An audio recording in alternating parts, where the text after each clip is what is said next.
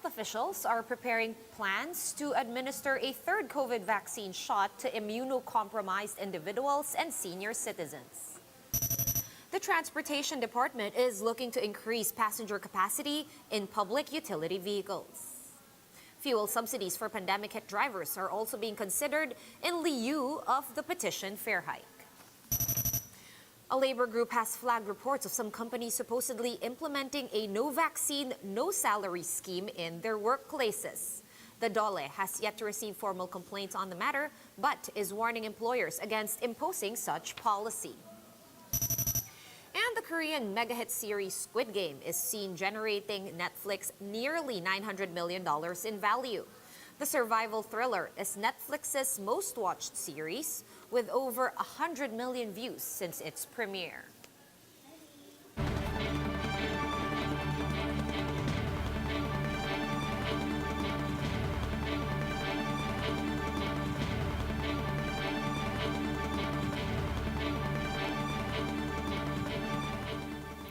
Fast, focused, and fearless. Here's a roundup of stories we're watching now. I'm Sean Yao.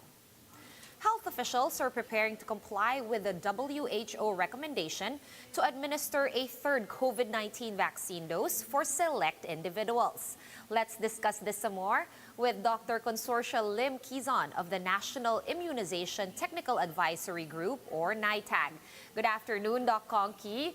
Thank you again for joining us today. Okay, so we're not calling this third shot a booster shot, but is it a booster shot?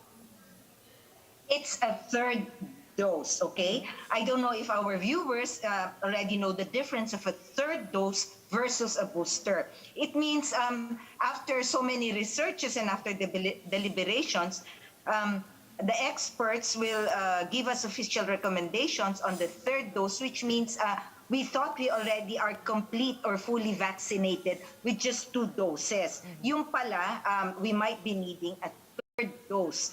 This is versus a booster dose, which means next year or after so many months.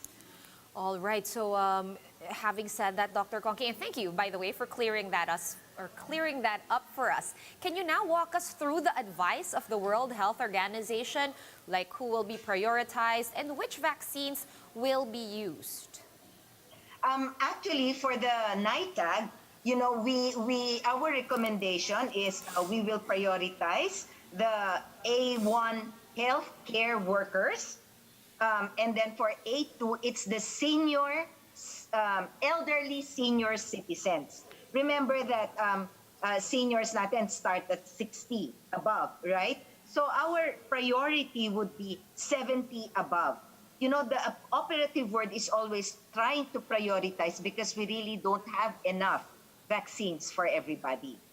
Right. With regard to the timetable for the rollout of the third shots, Dr. Conky, have you discussed this already with other agencies? And if so, how are preparations going?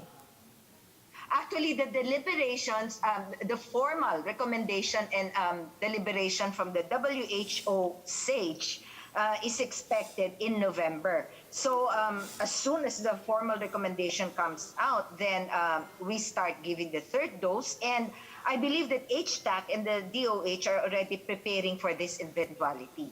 So kung halimbawa, pag lumabas na yung talagang official recommendation, we start in November.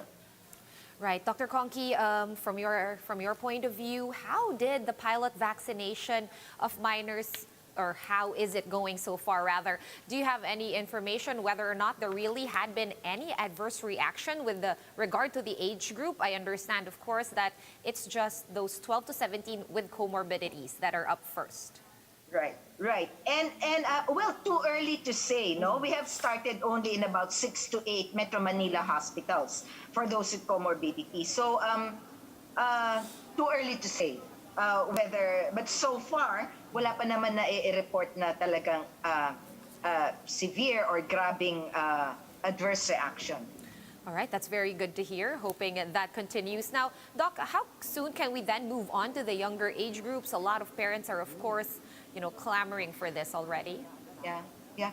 You know, even with the 12 to 17 age group, we're talking about only those with comorbidities, okay? So it's estimated na kabuuan ng 12 to 17 years old is about 12 million. 10 to 12 million.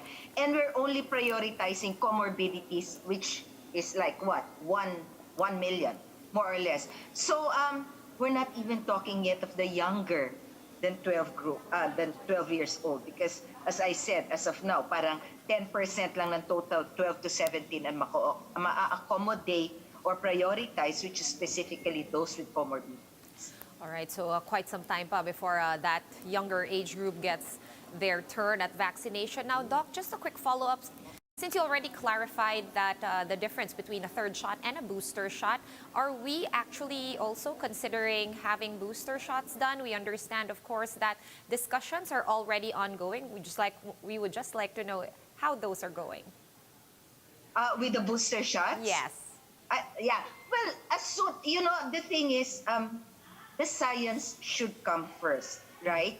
And you know that this is research on COVID is so dynamic that every day something happens or comes up. So as of now talaga, yung booster dose natin will really only depend on those brands of vaccines which have really studied and recommends booster shots in their EUAs.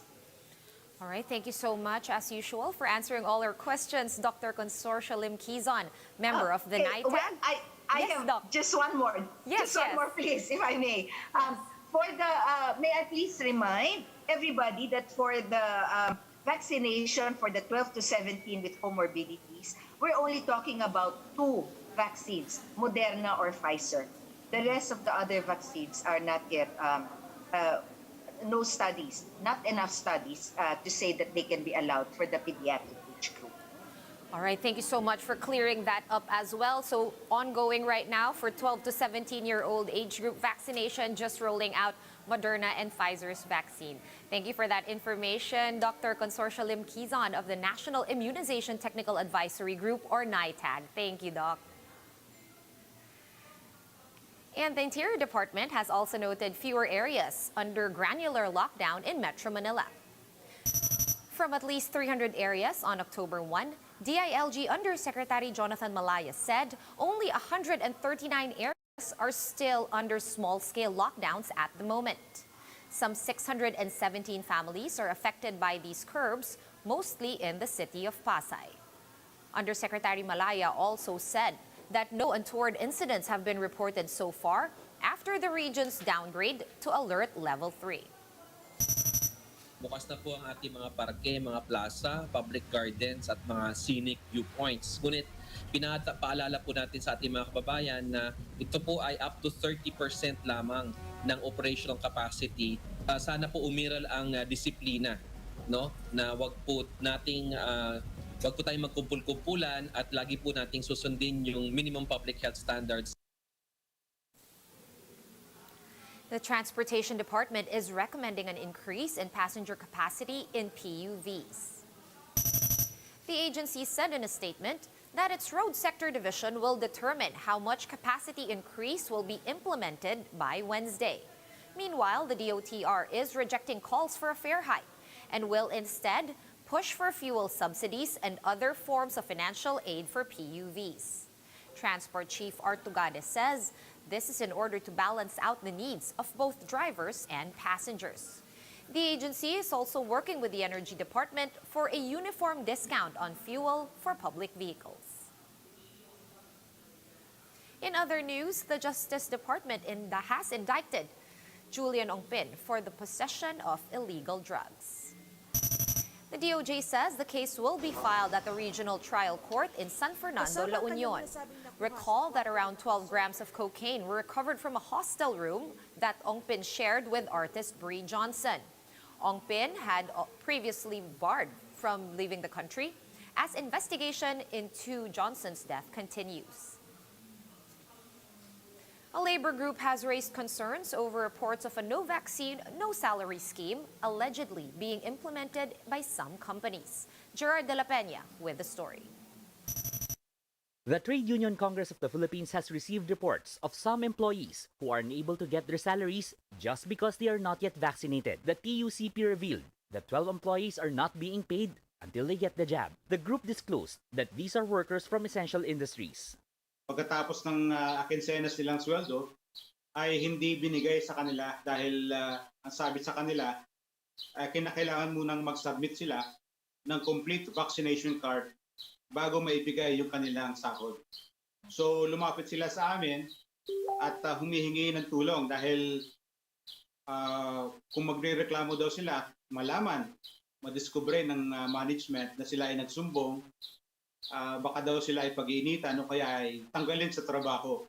The Labor Department said they have yet to receive complaints on the matter, but Labor Secretary Silvestre Bello III issued a stern warning against employers implementing this scheme.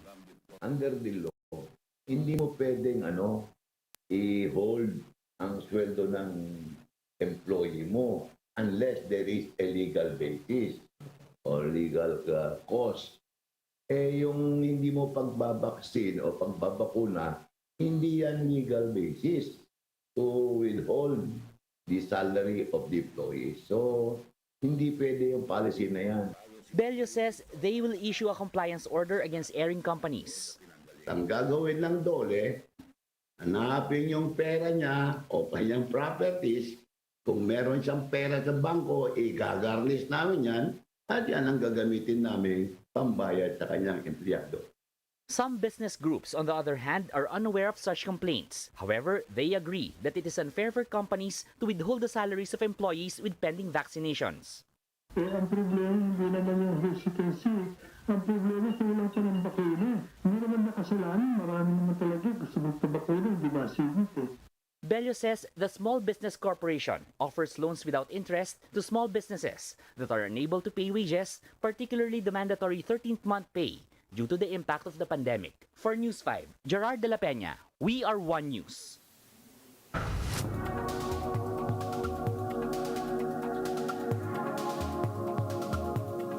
Netflix estimates that its hit original series Squid Game will create almost $900 million in value for the company. Let's get more details from Sue Keenan of Bloomberg. Really, in this age of streaming wars, it seems that one hit could be the jackpot. Yeah, we're learning just how big a mega hit windfall can be. According to figures viewed by Bloomberg from Netflix, more than 130 million people have watched the show. And those figures also show that Netflix believes it has generated more than $891 million in what's called impact value. That's a metric the company uses to assess the performance from individual shows. Now, you're looking at a trailer from Squid Game. It is a South Korean show that's been compared to the U.S. hit movie series Hunger Games. It's about people in extreme debt signing up for a deadly contest with severe consequences, all to earn a major cash prize. Now, Netflix figures that the series costs just over $21 million to produce, or about $2.4 million an episode. So that makes Squid Game really stand out both for its popularity and its relatively low cost in terms of generating such a big value. Now, Netflix has released self-selected viewership metrics for a handful of TV shows, but these are the most detailed that we've been able to see yet. And we should point out, Bloomberg learned that Netflix an attorney representing Netflix is telling us that Netflix does not discuss these metrics outside the company and take significant steps to protect them from disclosure. That said, the viewership details are likely to cheer investors who regained enthusiasm for the streaming service stock after several bumpy months. The stock has surged almost 7% since the release of the games in mid-September. And even investors critical of the company expect it will either lift its performance in the third quarter or its forecast in the fourth quarter, if not both. We should point out that these numbers are showing us that Netflix estimates 89% of people who started watching the show watched at least 75 minutes or a full episode. 66% of viewers finished the show or binge watched it in the first 23 days. So this is being regarded as one of the biggest hits that Netflix has had to date, and that a lot of analysts are paying attention to. For more updates, visit News 5, The Philippine Star, and Business World online. Visit our website, onenews.ph, for more in-depth analysis. You can also catch One News on the Signal Play app. Register for a free account at www.signalplay.com and stream One News live anytime, anywhere. Masks on, wash hands, and stay safe, Philippines. I'm Sean Yao. We are One News.